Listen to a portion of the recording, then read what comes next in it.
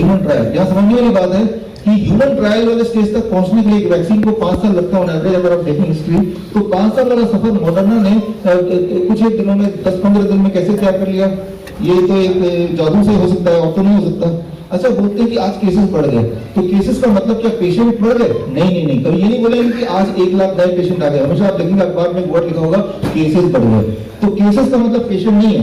Cases का तो यही मतलब है कि आज 1 लाख नए लोगों को बुद्धू बना दिया कि आप कोरोना पेशेंट हैं, क्योंकि वो जो टेस्ट है वो टेस्ट भी अप्रूव नहीं, मैंने बताया था। अगला है आईसीएमआर। क्या, मेरा अगला सवाल है, क्या आईसीएमआर गाइडलाइन ये कहता है every death is corona death?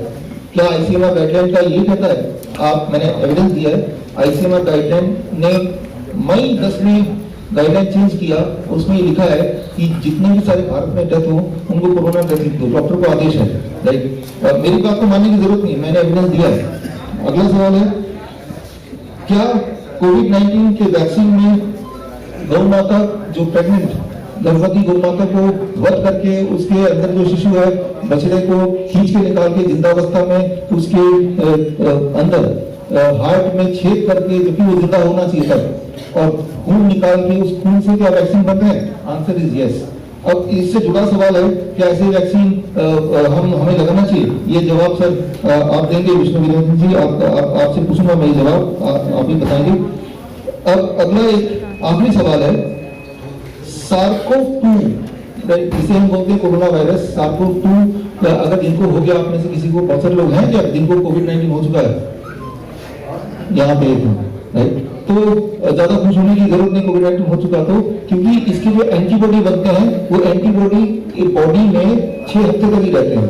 तो 6 हफ्ते बाद आपको दोबारा SARS-CoV-2 हो सकता है, राइट। इसका मतलब अगर कोविड-19 का वैक्सीन आ जाएगा तो हर 6 हफ्ते बाद, हर 1.5 महीने बाद आपको लगाते रहना पड़ेगा लगातार, तभी अल्टीमेट प्रोटेक्शन है, राइट। तो उसके अलावा अगर कोई कुछ क्लेम करता है तो वो एक मैजिकल चीज हो सकती है, तभी वो हो सकता है, राइट। तो इसका मतलब ये बोल रही है गवर्नमेंट की अभी जो वैक्सीन लाएंगे वो हर 6 हफ्ते बाद हर एक को लगाएंगे, तभी जाके आप उससे बच पाएंगे। अगर तो बच पाएंगे तो पहली बात तो वो कितना इफेक्टिव होगा वो अलग क्वेश्चन है, वो मैं अभी लूंगा ही नहीं।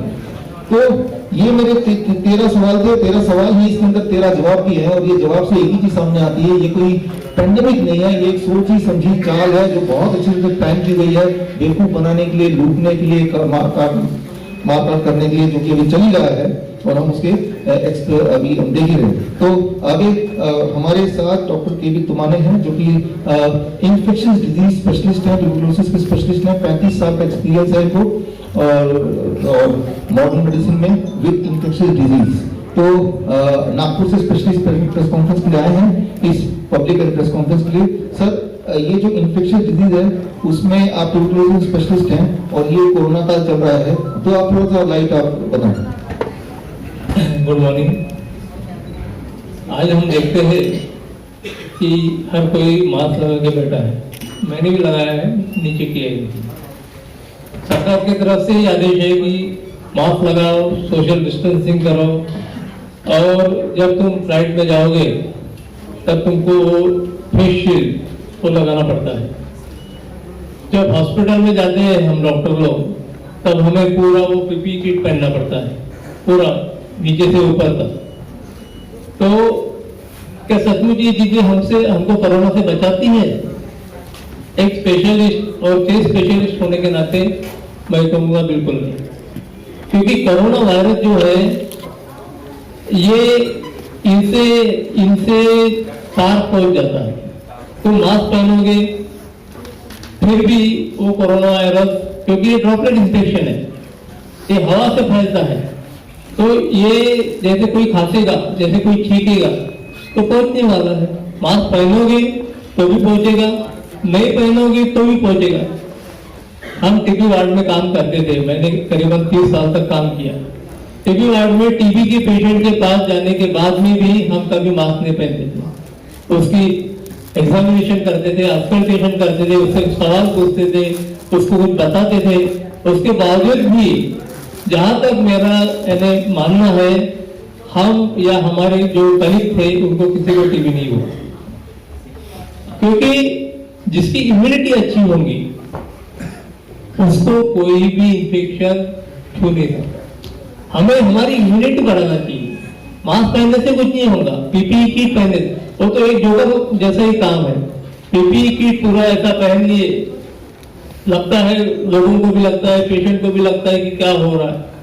एक कौन आ गया मेरे पास में, यानी मुझे कोई तो भी भयानक बीमारी हो गई है। तो ये पीपीई किट भी अपने को संरक्षण नहीं दे सकती है, ना ही मास्क दे सकता है। और जो सोशल डिस्टेंसिंग है ठीक है, मगर इतना 2 मीटर का अंतर रख के आपको दिखता है कुछ चल रहा है। अभी ये पुरानी दिल्ली में जाओ या नई दिल्ली में जाओ, आपको ऐसे चिपक के चलने वाले, चिपक के बात करने वाले कितने तो ही लोग दिखेंगे। तो यदि इससे इन्फेक्शन भी बढ़ता है तो फिर आज हमारे देश में जिसकी जनसंख्या 140 क्रॉस है, उसमें कितने पेशेंट दिखना चाहिए था? करोड़ों में दिखना चाहिए था, जबकि हम देखते हैं कि कुछ लाखों में है। तो ये सब चीजें मुझे नहीं लगता कि कोई कामयाब चीजें हैं जो हमको कोरोना से बचा सकती है। कोरोना से हमें एक ही चीज बचा सकती है, और वो है हमारी इम्यूनिटी बढ़ाना। और इम्यूनिटी यदि हमारी अच्छी है तो कोई इन्फेक्शन हमें छू नहीं सकता। Thank you.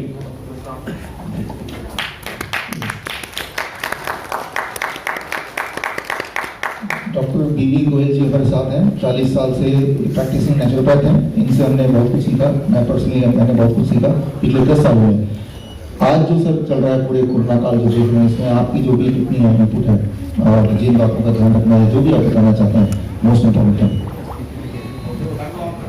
नमस्कार।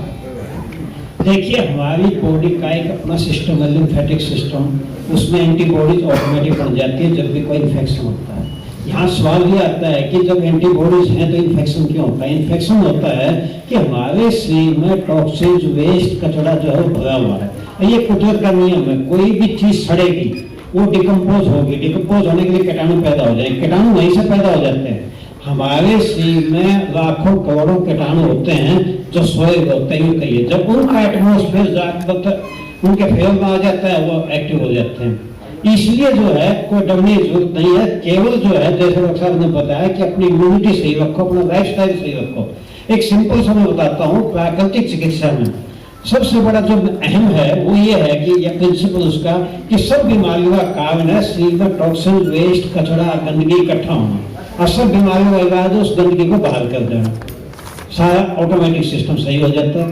अब जो है कीटाणु पनपते हैं, उनका भोजन वहां पर, जब हम उनका भोजन हटा दिया वो मर जाएंगे, बाकी एंटीबॉडीज हमारा काम करती है। अब यहाँ पर आपका एक क्वेश्चन आता है कि भाई जब एंटीबॉडीज है तो इन्फेक्शन क्यों होता है? इन्फेक्शन होने का जो सबसे बड़ा कारण है, बॉर्डर पर हमारी बीएसएफ बहुत स्ट्रांग है, गृह युद्ध भी छिड़ जाए तो क्या होगा? हम हार सकते हैं, मैं डिस्टर्ब हो गया साहब। ऐसे हमारी बॉडी जब अंदर टॉक्सिन्स के लिए फाइट कर रही है, वेस्ट के लिए फाइट कर रही है, वहां सिस्टम बिगड़े हुए हैं, तो उसका नतीजा यही होता है, फिर जो है इन्फेक्शन मतलब हावी हो जाता है। अदरवाइज तो इन्फेक्शन हो रहा है मतलब इम्यूनिटी सिस्टम ऑटोमेटिक चलता है।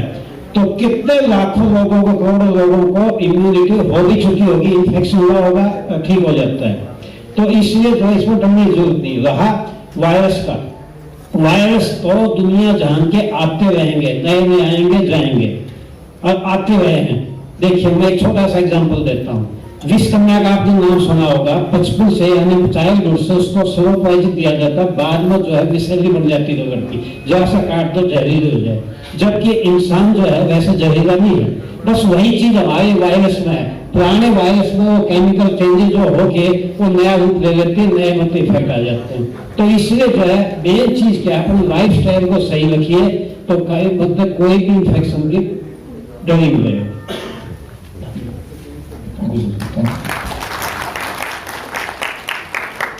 हमारे साथ शुभाम जी हैं, और आप में से कुछ लोग जानते होंगे, बैंकों का मायाजाल के नाम से काफी पॉपुलर है, और आईआईटीएन है, और काफी समय से इसी पे शोध कर रहे हैं। तो कोरोना काल में डर कोरोना से तो है ही नहीं, वो तो आपने देखा ही है ही नहीं कोरोना से डर, लेकिन डर एक चीज से और है जो आपको दिख नहीं रही, और वो इतनी डरावनी है कि मुझे लगता है कि उससे ज्यादा डरावनी चीज कोई इस दुनिया में तो नहीं है। वो एक डरावनी चीज क्या है वो, या फिर मैं सीधे से जवाब दे दूं तो कि आज से 6 महीने बाद अगर मैं आपसे पूछूं कि हमारे जेब में और बैंक में सारे पैसे रखे हैं, कोई लाखों रुपए किसी की जेब में, करोड़ों रुपए बैंक में रखे हैं, ऐसा कि कोई दिन आ सकता है इस कोरोना काल की वजह से कि हम बैंक में गए और पैसे निकालने गए और वो तो गायब है ही नहीं। तो इससे जुड़ा हुआ कुछ इनपुट देते हैं आप लोगों की आंखें खोलने के लिए। ध्यान हमारा कोरोना पे है, ये एक कैमोफ्लेज है कि ध्यान यहाँ है और उधर से पीछे से सब कुछ साफ कर लो, राइट। तो वो जो भी मैं बोल रहा हूँ इंडिकेशन आप समझ गए, उसको थोड़ा सा आप लाइट दें अपने हिसाब से। जी नमस्कार, मेरा नाम शिवांक यादव है और हम लोगों का यूट्यूब पर चैनल भी है भारतीय परिवार के नाम से। तो काफ़ी समय से हम लोग देख रहे थे कि जब ये पूरा प्रोसेस चला तो इसकी थोड़ी बहुत जानकारी हमें लगे, पहले से पता था कि शायद ऐसा होगा, लेकिन इतना जल्दी होगा उसका एक अंदाजा नहीं था कि किस तरीके से ये सब किया जाएगा। तो जो लॉकडाउन लगाया जा रहा है तो ये एक सीरीज ऑफ वेव्स आएंगी लॉकडाउन की, वायरस की भी, लॉकडाउन की। क्योंकि देखिए काफ़ी समय से कुछ लोग हैं दुनिया के अंदर जिनका पूरी दुनिया के ऊपर इकोनॉमिक कंट्रोल है, और वो लोग नहीं है जो मतलब जिनके पास पैसा, जिन्होंने कमा लिया या बिजनेस करके इकट्ठा किया है, वो लोग पैसा बनाते हैं। तो दुनिया के अंदर जितने भी सेंट्रल बैंक्स हैं वो उनके ही कंट्रोल के अंदर है। हमारा रिजर्व बैंक ऑफ इंडिया भी हो गया, या फिर अमेरिका का फेड है, या फिर लंदन के अंदर है। तो दुनिया के अंदर जितने भी सेंट्रल बैंक्स हैं वो उनके कंट्रोल में है, और उसके थ्रू किसी भी देश में क्या करवाना है वो उस चीज़ को डिसाइड कर देते हैं। तो लॉकडाउन की वजह से क्या हुआ है कि लोग घरों से बाहर नहीं निकले, लोग घरों से बाहर नहीं निकले तो लोगों के बीच में एक्सचेंज नहीं हुआ। मतलब कि जैसे लोगों ने बहुत सारी चीज़ें खरीदी भी नहीं, किसी ने कपड़े नहीं खरीदे, या फिर किसी ने घर के अप्लायंसेस नहीं खरीदे, किसी ने घर में काम नहीं करवाया। तो जब तक लोगों के बीच में पैसे का एक्सचेंज नहीं हुआ तब तक लोगों ने नया लोन भी नहीं लिया बैंक से। लोग बैंक से लोन लेते हैं तो ही बाजार के अंदर, तो ही समाज के अंदर पैसा आता है। ये प्रोसेस हम समझेंगे तभी पता लगेगा कि नया पैसा कैसे आता है मार्केट के अंदर। पैसा क्रेडिट पर ही आता है, कर्ज पर ही आता है। आप जब बैंक से जाके आपको कोई अपनी कार लेनी है तो आपने जैसे 10 लाख रुपए का लोन लिया बैंक से, तो उसी समय वो नया 10 लाख रुपए बन के मार्केट के अंदर आता है, उससे पहले 10 लाख रुपए बन के नहीं आता। तो ये क्रेडिट ही पैसा लेके आता है। तो जब लोगों ने वो कर्ज लेना बंद कर दिया बैंक से, तो बैंक्स का भी एनपीए बढ़ रहा है, क्योंकि रीपेमेंट नहीं हो पा रहा है बैंक्स का दोबारा से। तो रीपेमेंट नहीं हो रहा तो बैंक्स अब धीरे धीरे आप देखेंगे कि जब पहले सबसे पहले पीएमसी बैंक फेल हुआ था, उसके बाद यस बैंक फेल हुआ था, तो अभी उन बैंक्स की न्यूज नहीं आ रही है टीवी में। इसका मतलब ये नहीं है कि उनके जो कर्मचारी थे या फिर उनके जितने भी खाता धारक थे उनको वापस मिल गया उनका पैसा। अभी भी दिक्कत आ रही है उनके साथ।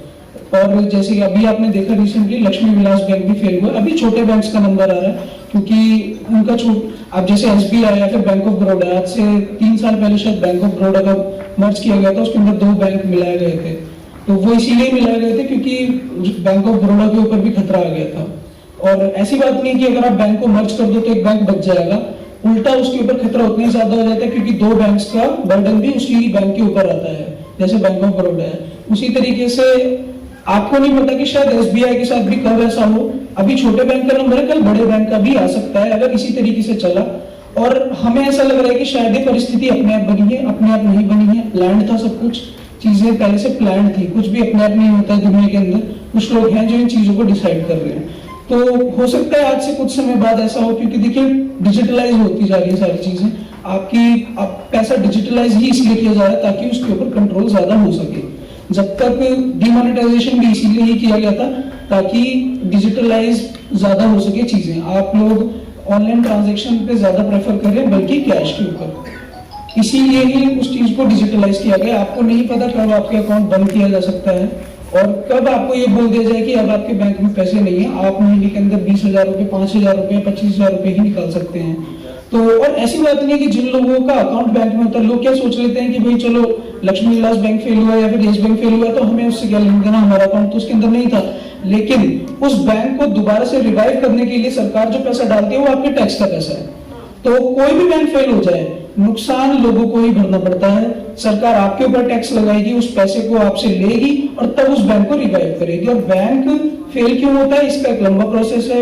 हम जब पैसे बनने की प्रक्रिया में जाएंगे कि पैसा बनता कैसे है, फ्रॉम स्क्रैच, शुरुआत से कैसे बनता है, उसको जब हम समझेंगे तभी आपको ये चीज समझ आएगी कि बैंक फेल अपने आप क्यों होते हैं। और इस सिस्टम जो आज सिस्टम चल रहा है दुनिया के अंदर, भारत के अंदर नहीं पूरी दुनिया के अंदर, उसके अंदर बैंक्स फेल होने ही है। आज नहीं होंगे कल होंगे, क्योंकि अगर आप ध्यान से देखें तो एक छोटा सा किसान वो भी कर्ज के अंदर है, एक व्यापारी वो भी कर्ज के अंदर है, जो हमारे देश की राज्य सरकारें हैं उनके ऊपर भी इंडिविजुअल कर्ज है सबके ऊपर, और जो हमारी सरकार है, देश की सरकार है, हमारे देश के ऊपर भी कर्ज है। दुनिया के जितने देश हैं उन सबके ऊपर कर्ज है। तो कर्ज है किसका? पहली बात तो ये है, एक वेबसाइट है, आप चेक कर लीजिएगा, ये मैं खुद नहीं बता रहा हूँ, आप खुद भी अपनी रिसर्च कीजिएगा इस चीज में।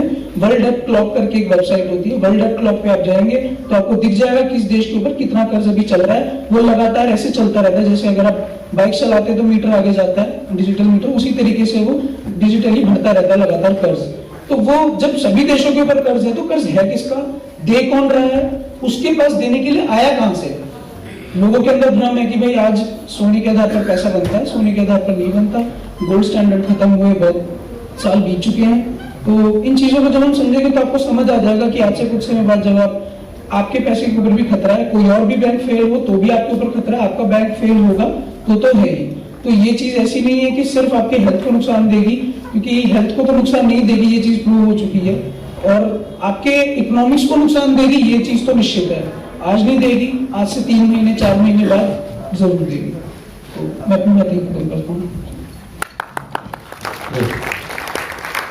इतना थैंक यू। ये जो समय है, जितना समय इन्होंने लिया, ये बहुत कम समय है। जैसे बोला गया है, चाहे मास्क लगाओ, अब लॉकडाउन हो गया, अब नाइट कर्फ्यू लग गया, और हम वैसे मानते चले गए, तो इनका कहना जो एनालिसिस ये कि आज से 3 महीने बाद आप देख लीजिएगा, जो कि ऑलरेडी 13 करोड़ लोगों के भारत में हो चुका है, जो बेघर हो चुके हैं, जो बेरोजगार हो चुके हैं। तो चाहे आप कितने भी बड़े पैसा लगा, और वो तो सड़क पे है मजदूर। साफ साफ देखिए, इस वैक्सीन को बनाने के लिए प्रेग्नेंट काउ, जिसे हम गौ माता बोलते हैं, उसको प्रेग्नेंट कराते हैं पहले तो, प्रेगनेंसी की अवस्था में गला काटते हैं, और गला काटने से थोड़ी देर में उसकी मृत्यु हो जाती है। उसका जो बच्चा है वो बछड़ा जिसे बोलेंगे, वो पैर मारता है, और तब उसको पेट से चीरते हैं, और पेट से चीरने के बाद वो बछड़े को खींचते हैं, और खींचते हैं, that is very painful, right. और खींचने के बाद उसके हार्ट में एक पिन चुभाते हैं, जो कि बहुत ज़्यादा पेनफुल हो सकता है। वो छोटा बच्चा है, वो भी जन्मा नहीं है, और वो उसकी आवाज़ धीरे धीरे आती है, बड़ी तेज़ी से तीखी तीखी आवाज़ आती है दर्द की। और उस अवस्था में 15 मिनट का प्रोसेस होता है, उसके हार्ट से खून निकालते हैं, जिसे इंग्लिश में बोलते हैं medically fetal bovine serum, fetal bovine serum. और वही चीज़ एक इंपॉर्टेंट इंग्रेडिएंट है, बहुत सारे इंग्रेडिएंट है, खतरनाक उनमें से ये एक इंग्रेडिएंट है जिससे वो वैक्सीन बनता है, जिसका आप इंतजार कर रहे हैं। तो अगर मान लो ये वैक्सीन अमृत भी है, ये आपको हमेशा के लिए अमर बना दे, तब भी क्या ये वैक्सीन लगाना चाहिए हमें? पहली बात तो ये वैक्सीन काम नहीं करेगा, वो आपको बता ही दूंगा आपसे, काम नहीं करेगा, उससे क्या क्या चीज़ें होंगी जो आप इमेजिन नहीं कर सकते, वो तो मैं बता ही दूंगा। लेकिन एक बार तो हम मान लेते हैं कि ये वैक्सीन बड़ा ही अच्छा काम करेगा, जीवन भर के लिए कोई बीमार भी नहीं पड़ेंगे, तो क्या तब हमें विष्णु विनोद जी महाराज आपसे ये है कि हमें क्या एज ए, आप हिंदू धर्म बोल रहे हैं या कोई भी धर्म बोल रहे हैं, एज ए ह्यूमनिटी, ह्यूमन भी तो एक धर्म है, तो क्या what should be our stand? आपका क्या स्टैंड होगा अगर आपको वैक्सीन लगाने आए? तो क्या संदेश देना चाहते हैं आप? प्लीज इस पर थोड़ा सा, राम सेना के प्रमुख हैं हमारे बीच, डायमंड पॉकेट बुक जो पब्लिशर, जिन्होंने हिम्मत दिखाई ये किताब को पब्लिश करने की, वो आ चुके हैं। सर आपका स्वागत है।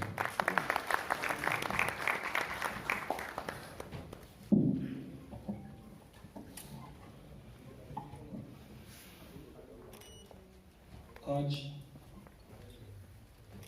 जिस प्रकार चीज़ें सामने आई, चाहे बैंकिंग को लेकर के या इस वैक्सीन को लेकर के, जिसमें गाय के बछड़े के साथ छेड़छाड़ की जाती है, मारा जाता है, उसका ब्लड निकाला जाता है और फिर ह्यूमंस में लगाया जाता है। और जैसे कि डॉक्टर साहब ने कहा कि अमर भी हुआ जाए, तो अमर तो रावण भी नहीं हो पाया अमर का आशीर्वाद लेने के बाद। राम भी नहीं रहे, यहाँ कृष्ण भी नहीं रहे, सब आते हैं चले जाते हैं, लेकिन हम क्या लेकर के जाते हैं ये महत्वपूर्ण है। तो मेरे को ऐसा लगता है कि जो बातें सामने आई हैं, ये आप देखेंगे आज हिंदू राष्ट्र की बात बहुत हो रही है, हिंदू राष्ट्र। राम का नाम लेकर के मुझे तो ऐसा लग रहा है ये राम का नाम ले रहे हैं, बगल में छुरी लेकर के चल रहे हैं, लोगों का गला काट रहे हैं। क्या इसी राम राज्य की परिकल्पना हम लोगों ने की थी? मुझे तो नहीं लगता कि ये राम राज्य है। और अगर इस प्रकार की वैक्सीन हम लोगों के सामने रखी जा रही है, तो इसको हिंदू समाज तो क्या, मेरे ख्याल से कोई समाज एक्सेप्ट नहीं कर सकता, कोई समुदाय, कोई पंथ, कोई धर्म एक्सेप्ट नहीं कर सकता। और अगर बात रही गला कटवाने की, तो हम लोग तो ये चाहेंगे एक बार को गला कटवा ले, लेकिन इस प्रकार की वैक्सीन हमारे अंदर या बच्चों के अंदर ना लगे। ये देश हमेशा कहीं ना कहीं ऐसी विभूतियों से भरा रहा है।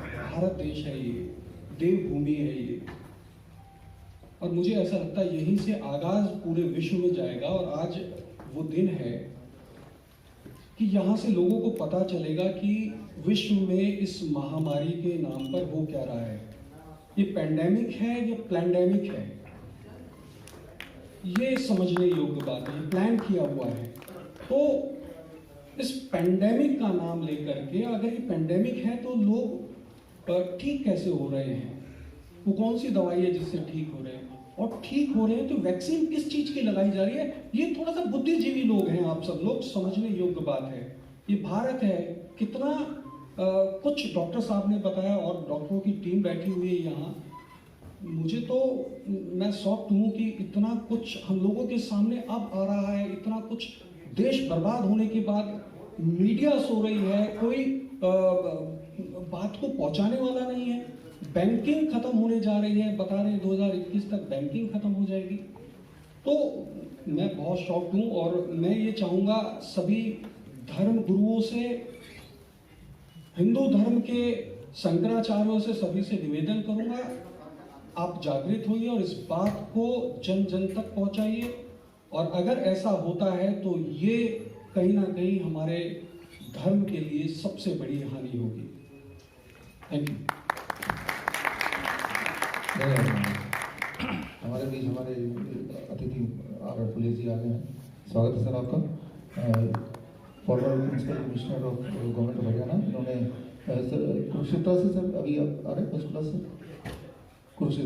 कुरुक्षेत्र से इस इवेंट के लिए हमारे रिक्वेस्ट पे खास सारे रैली और बैरिकेड को किसानों की तरह तोड़ते हुए, मैनेज करते हुए सर आप यहाँ तक पहुँचे हैं, बड़ी बात है। नागपुर से किसान यूनियन के प्रेसिडेंट काकरे जी भी यहाँ पे हैं। सर ये किसान यूनियन नागपुर के प्रेसिडेंट हैं और किसानों के समर्थन के लिए पंजाब से, बाकी जगह से उनके समर्थन के लिए ऑलरेडी यहाँ पे आए हुए थे। तो हमने रिक्वेस्ट किया सर आपको यहाँ आना है, तो हमारे रिक्वेस्ट मान के थोड़ा समय उनमें से निकाल के आप यहाँ पधारे हैं, ये बहुत बड़ी बात है हमारे लिए। तो अगर आप सहमत है महाराज जी से कि वैक्सीन नहीं, हाँ, हमारे बीच देश उन्नति अखबार के एडिटर प्रकाश पोरे जी भी हैं सर। आप अकोला से स्पेशली आए हैं हमारे रिक्वेस्ट पे। तो इस तरह से आप समझ पाएंगे कि कितना गंभीर मामला है। सारे लॉकडाउन और सारे नाइट कर्फ्यू और सारे तरह के बैरियर को तोड़ते हुए आपकी तरह सब लोग यहाँ पहुँचे हैं। तो अगर आप महाराज जी से सहमत हैं तो ये वैक्सीन नहीं लगाना है, तो याद रखिए इस वक्त जब हम ये बातचीत कर रहे हैं, इस वक्त भी गौ माता का कत्ल कहीं ना कहीं हो रहा है, जिससे आपका वैक्सीन बन रहा है। तो 2 महीने 3 महीने बाद जो वैक्सीन बनेगा, तब अगर आप मना करेंगे तो वो बन चुका है, मना करेंगे तब भी बन चुका है। तो उसके लिए मना करने की जो प्रक्रिया है वो अभी अपना जो प्रोटेस्ट है वो अभी दिखाना पड़ेगा आपको, अभी दिखाना पड़ेगा, right. So that is very very important. तो अब थोड़ा आपके जो मीडिया से जो लोग हैं उनके दिमाग में कोई सवाल हो तो एक आध सवाल ले सकते हैं, and then we can start. हमारा तो पब्लिक कॉन्फ्रेंस का समय अभी शुरू होता है, लेकिन मीडिया क्योंकि हमने लेट शुरू किया प्रेस कॉन्फ्रेंस, तो मीडिया के अगर कोई एक आध सवाल हो तो हम ले सकते हैं। वैसे जितनी सारी चीज़ें हमने बताई ब्रीफली, उसका डिटेल में विद एविडेंसेस, सारे इस लेवल तक एविडेंसेस आपको मिलेंगे, जिसके बाद ना तो आप डिनाई कर पाएंगे इसकी सच्चाई, ना कोई भी डिनाई कर पाएगा। तो उसके लिए अगला 1.5 घंटा है ही, लेकिन फिर भी मीडिया के एंगल से कोई सवाल किसी का हो तो आप पूछ सकते हैं। सर, मेन स्ट्रीम मीडिया कह रहा है कि शमशान घाट पे, निगम बोध घाट पे लाइन लगी हुई है, उनको जगह नहीं मिल पा रही है। आप रात्रि में और हम लोग घूमते हैं तो वहाँ देखने में ये आया है कि वहाँ जो बॉडियाँ हैं वो पहले से बहुत कम आ रही हैं। देखिए मेन स्ट्रीम मीडिया, आपको मैं बता दूं कि WHO ने 2009 में भी ऐसे ही पेंडेमिक की घोषणा की थी H1N1, तब भी इस तरह से मास्क लगा कर निकले थे, लेकिन तब मेन स्ट्रीम मीडिया ने 1 साल के अंदर CNN ने एक्सपोज कर दिया था, उसके बाद उनका पर्दाफाश हो गया। इस बार WHO ने क्या किया, मेन स्ट्रीम मीडिया को ही हिस्सेदार बना लिया कि आप भी पार्टनर बन जाओ और जैसे जैसे हम बोलते जाएं वैसे वैसे दिखाते जाओ।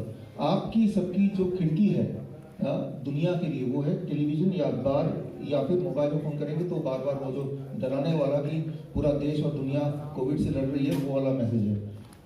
एक चीज मैंने समझी है कि इंसान कितना ही बुद्धिमान क्यों ना हो, लेकिन जब आप कोई फैसला लेते हैं तो इंटेलिजेंस को यूज ना करके, लॉजिक को यूज ना करके, आप रेपिटेटिव चीजों को के बेसिस पे फैसला लेते हैं। Coming back to your question, mainstream media जो दिखा रही है वो बिल्कुल झूठ दिखा रही है। अच्छा, कौन झूठ है कौन सच है ये कैसे पता चलेगा? मैं कुछ बोल रहा हूँ, मेन स्ट्रीम मीडिया कुछ बोल रही है, किसकी बात माने ये कैसे पता चलेगा? उसके लिए सिर्फ एक ही आंसर है, सबूत कौन दे रहा है, एविडेंस। आप इमेजिन कीजिए। डॉक्टर साहब, आपसे बड़ा महत्वपूर्ण सवाल है। आप कोविड-19 पे निरंतर खुलासा करते जा रहे हैं, बड़े खुलासे आप कर रहे हैं अपने माध्यम से, लेकिन सरकार उसको एक्सेप्ट नहीं कर रही और ना ही उसको गूगल एक्सेप्ट कर रहा है, ना ही यूट्यूब एक्सेप्ट कर रहा है। ऐसा क्यों? ऐसा इसलिए क्योंकि वो लोग मिले हुए हैं, इसलिए मैंने तो देखिए 5 मार्च में मैं जाके पार्लियामेंट में जाके हर्षवर्धन जी से मिला, सर के बड़े भाई मेंबर ऑफ पार्लियामेंट हैं, वही लेके गए थे मुझे, और तभी मैंने उनको बता दिया 5 मार्च, तब लॉकडाउन नहीं लगा था, ना ही कोई घोषणा हुई थी पेंडेमिक की, तब की बात बता रहा हूँ। तभी मैंने बता दिया था उनको जाके, हर्षवर्धन जी को मैं तो लाइव बता रहा हूँ कि सर ये जो हो रहा है, ये जो होने वाला है, ये तो एक फेक चीज हो रही है, और आप मुझे 5 पेशेंट दीजिए, मैं ठीक करके दिखाता हूँ। नहीं दे सकते? अच्छा, मुझे पेशेंट के बीच में रख दीजिए, अपने आप को बीमार कर लो, आप ठीक करूँगा। तब से लेकर अभी तक हमने 50,000 पेशेंट ठीक कर लिए हैं, और मैं पेशेंट के बीच में ही रहता हूँ। इसी तरह से मैं बड़ा कोशिश कर रहा हूँ कि मुझे कोरोना हो जाए, अभी तक तो हुआ नहीं। तो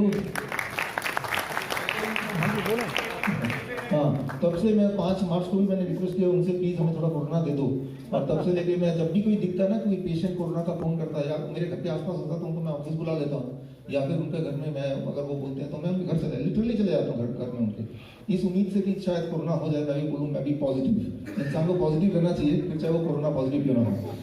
coming back to your question, sir मैं तो ये बोल रहा हूँ कि ये मिले हुए लोग हैं, तो सरकार भी तो इंसान है, कोई भगवान तो है नहीं, और ऐसा नहीं कि पूरी लॉबी मिली हुई है, 2-4 लोग हैं जो मिले हुए लोग हैं, और बाकी लोग हैं जो उनसे कंट्रोल्ड हैं, तो वो भी मिले हुए हैं। जैसे मैं बोल रहा हूँ सारी पुलिस मिली नहीं है, लेकिन वो किसी से कंट्रोल्ड है, वो कंट्रोल वाला के ऊपर का कंट्रोल वाला वही मिला है, राइट? तो ये है, मीडिया मिली हुई है, वो तो आपको बताने की जरूरत ही नहीं है कि वो किस तरह से चूज एंड पिक करके न्यूज दे रहे हैं, वो तो देख ही रहे हैं। हमने आज का ये इन्विटेशन मेन स्ट्रीम मीडिया में भी दिया था, तो उनमें से कोई आया नहीं, जैसा आप जानते हैं कि मैं तो एविडेंस दे रहा हूँ आपको, लेकिन कोई भी नहीं आया देखने के लिए, इतने इंपॉर्टेंट मुद्दे पे सुनने के लिए भी। और ऐसा नहीं कि वो मीडिया हमें नहीं जानती है, आज से पहले पिछले साल, उससे पिछले साल हमारे पुलिस में सारी मीडिया आती थी, उन्होंने ABP वगैरह ने उनको कवर भी किया, राइट? लेकिन आपके सवाल का जवाब वो मिली हुई है, उनको हिस्सा मिल रहा है। Sir I have to cut it short. बस देख दो कुछ ना। 1981 कैसे है ये? देखिए ये आज अभी मैं अगले 15 मिनट में 20 मिनट में क्लियर करूंगा, लेकिन आपके टू दी पॉइंट बात करूं, जो आप देख रहे हैं कोविड-19, राइट, कि अभी अचानक कोई 1 साल पहले दिसंबर में कोई आ गया कोरोना, तो कोविड-19 नाम रख दिया, लेकिन आप शॉक रह जाएंगे कि इसकी तैयारी 1981 में इसकी नींव चल चुकी थी। कोविड-19 81 है ये, एक्चुअली कोविड-19 नहीं है। सारे सबूत 1-2 नहीं 100 सबूत इसके अंदर हैं, राइट? इसकी कॉपी अभी मिलेगी आपको, इसलिए कोविड-19 नहीं है, ये कोविड-19 81 बोलेंगे आप, ठीक है? तो लोगों के कान तो खड़े होंगे ही, उनकी दिमाग की खिड़कियां भी खुल जाएंगी, और तब जब बात समझ आएगी तो समझ आएगा कि आपके साथ सिर्फ एक ही चीज हो रहा है, और वो है धोखा। दैट्स ऑल, धोखा ही धोखा।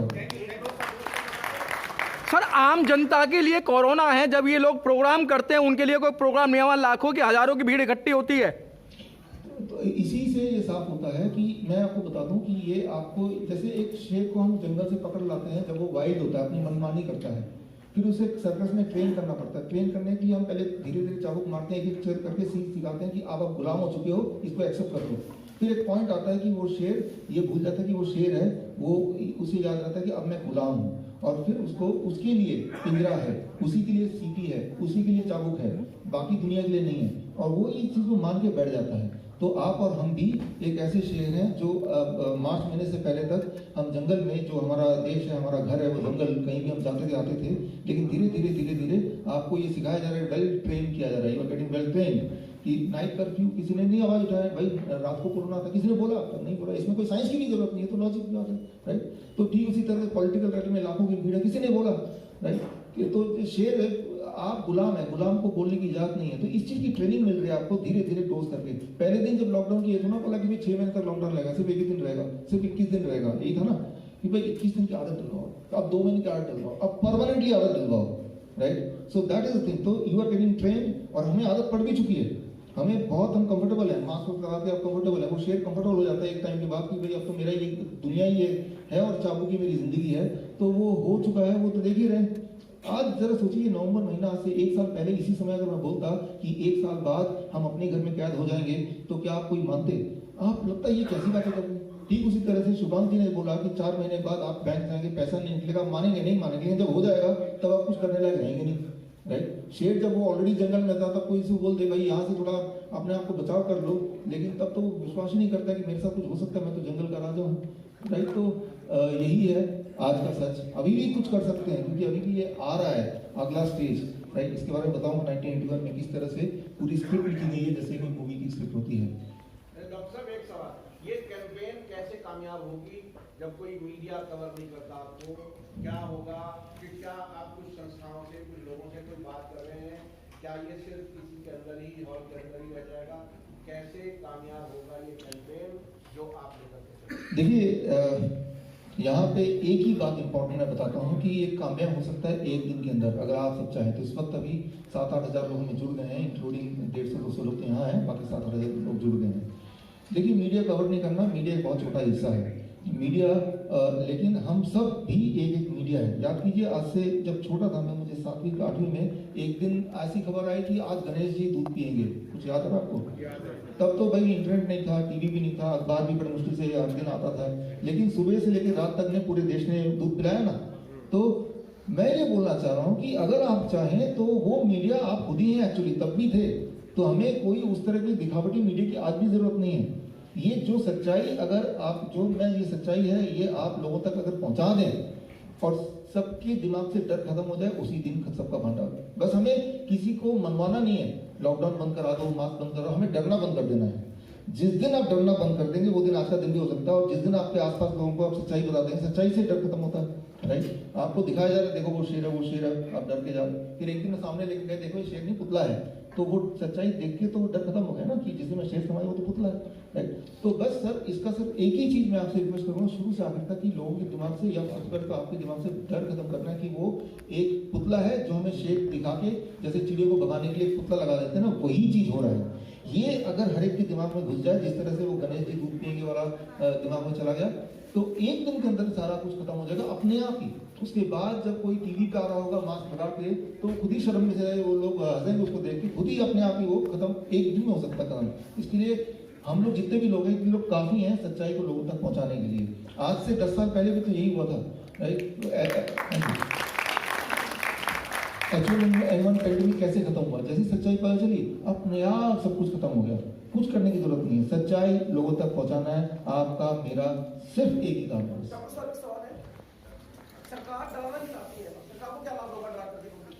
सरकार को क्या लाभ होगा ये मैं आगे कवर करूंगा, लेकिन उनको ये लाभ होगा जिस कुर्सी पे वो बैठे हैं वो कुर्सी is controlled by somebody else, right. वो कुर्सी किसी और से कंट्रोल्ड है, वो कुर्सी आई किसी और की वजह से है। आपको मैं बता दूं कि जितनी फंडिंग से जनता पॉलिटिकल पार्टी, आप सबको पता है, सारी इंडस्ट्री फंड करती है, इंफ्रास्ट्रक्चर इंडस्ट्री भी देती है, स्टील इंडस्ट्री देती है, ऑटोमोबाइल इंडस्ट्री भी कंट्रीब्यूट करती है, और हेल्थ सेक्टर भी कंट्रीब्यूट करता है। आपको जान के हैरानी होगी, हेल्थ इंडस्ट्री, फार्मास्यूटिकल कंपनीज की जो कंट्रीब्यूशन है, दैट इज अकेले ही बाकी सारी इंडस्ट्री का टुगेदर जो कंट्रीब्यूशन है उससे ज्यादा है, राइट, अकेले इंडस्ट्री में। तो जिस इंडस्ट्री की बदौलत ये बना है, जो भी टॉप में आए हैं, राइट, तो उनका पॉकेट बन के रहना ही पड़ेगा उनको। उन्होंने यही स्वीकार किया है, इसीलिए वो यहाँ पे हैं। लेकिन इसके और डिटेल में अगर आपको जाना है तो उसके लिए कोविड-19 का इंतजार करना पड़ेगा, जो मैं 15-10 मिनट बाद सारे एक एविडेंस बेस करके बताऊंगा कि सरकार को क्या फायदा है और वो कब से लगेगी, वो कौन लोग हैं, का नाम। सर एक सवाल, आज किसान लोग प्रोटेस्ट कर रहे हैं, उन लोगों पर कोरोना का असर नहीं दिखाई दे रहा है, ऐसा क्यों? हाँ, किसान लोग आप देख रहे हैं कि किसान लोग जमीन से जुड़े लोग हैं, और ऐसा ना जिनके पेट में भूख है, जिनको प्रॉब्लम, आप देखेंगे कि कोरोना सबसे ज़्यादा डर कौन रहा है, बाई चांस की बात है, जिसके बैंक में और घर में बहुत पैसा खाना है, वो कोरोना से सबसे ज़्यादा डर रहा है। ओके।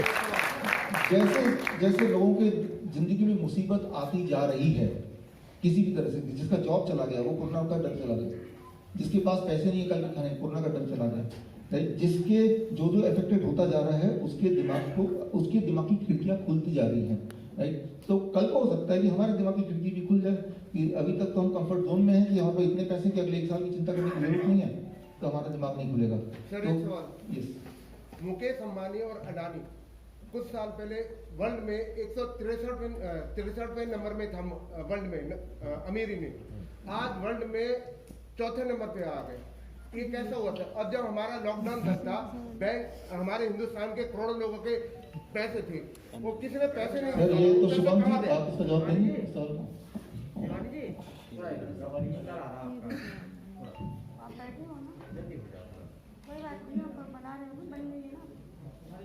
देखिए, जो पैसा होता है वो एक तरीके से जैसे लोग शेयर मार्केट में लोग लगाते हैं, काफ़ी लोग लगाते हैं, तो जब इस तरीके का कुछ भी होने वाला था, जैसे डिमोनेटाइजेशन होने वाली थी, तो उससे एक दिन पहले बहुत ऐसे लोग थे जिन्हें पता था कि डिमोनेटाइजेशन होगा, और उसी तरीके से जब 9/11 हुआ था या कुछ भी ऐसा बड़ा इंसिडेंट जब दुनिया के अंदर होता है, तो कुछ लोग होते हैं जिन्हें पहले से पता होता है कि ये होने वाला है, क्योंकि ये चीज़ प्लान्ड होती है पहले से कि ऐसा किया जाएगा।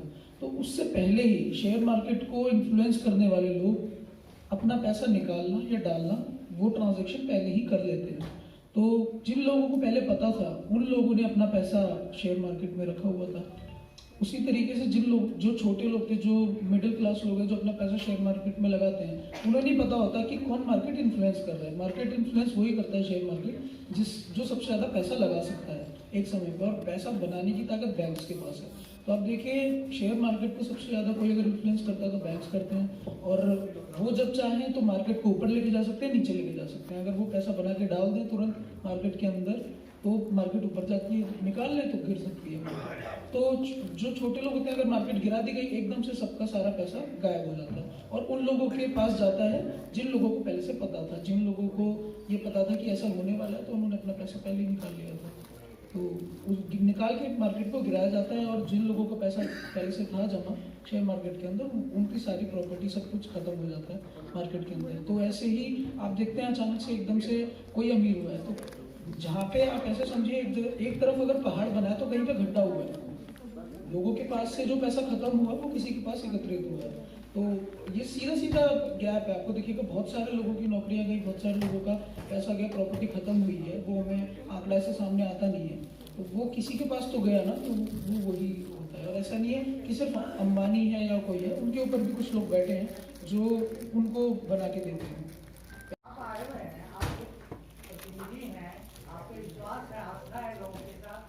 क्या आप इसकी मार्केटिंग करना चाह रहे हैं क्या? नहीं, एक मिनट भाई, वो साइंटिस्ट नहीं है, वो क्यों जवाब देंगे? डॉक्टर जवाब ये डॉक्टर साहब जवाब देंगे, ये इन्होंने निकाला ना, आप तो उल्टा सवाल कर रहे हैं, आपका सवाल सही नहीं है। ऐसा है, मैं बताता हूँ। मीडिया सवाल नहीं कर रही, जनरल लोग सवाल कर रहे हैं। अच्छा ठीक है, अच्छा ठीक है, सवाल तो सवाल ही है, सवाल अच्छा देखिए नहीं वो है कि शांत हो जाइए। Press the bell icon on the YouTube app and never miss another update.